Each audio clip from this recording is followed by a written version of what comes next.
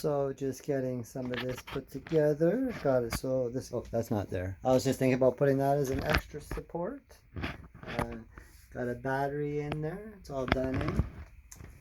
I do have screws all inside and along the back of this bad boy. And of course there's screws on the bottom.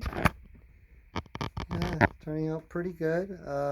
Did make a mistake here because I counted this as a 7 1/4 when this is also 7 1/4, and I didn't take that into consideration for that part. So I'll just do something cool with my router or something and pull that in. I might just leave it if the thing closes.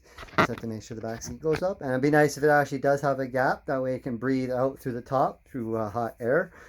Just in case, because I am going to take a capacitor, which you'll see in a minute. I'm going to mount a cap right here.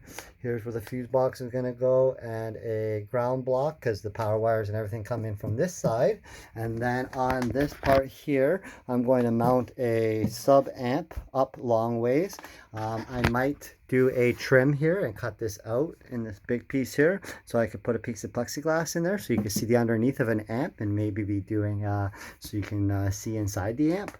Then I will have an amp also mounted here, 5-channel JL audio, and then right in front of all this is going to be a 12-inch JL that will fit in there. And then the 5-channel will run the JL with a switch. I'm going to put a switch on the speaker. I'm going to have to see how I will do that. I believe I could do it with a 40 amp relay, 12 volt 40 amp. I believe I might be able to get away with that, etc. Or he might just have to plug it in with the wires on the side of it. Yeah, I'm pretty happy with it. It's turning out really good. And you guys will see how this goes in the vehicle. I was going to cut this on a 69.444 angle, so it does that, but I just said screw it, might as well just leave it flat. This side's okay, and I cut this a little bit on the inside because it was supposed to be 14.5. I cut it a little bit in just to make sure that it will fit in there, no problem. So this is where the front of the speaker box, this line, is supposed to go, and it's a wedge box, so it only goes back this far, leaving 3 inches, just 3 inches. So I'm hoping, fingers crossed, that we can put the sub amp in the back here. If I put it really low, I'm hoping that we might be able to tilt the box on a bit of an angle, so when the seats are fully up and he has all the kids in the vehicle, it'll work out. So yeah, one love. Just want to show.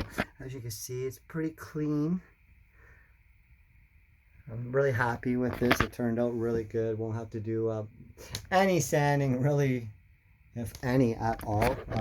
Got really lucky with it. The Most High was working with me today, even though it's undeserving, because on all honesty, I'm not supposed to be working. It is a Saturday. Well, Friday night, but it's going to be a Sabbath.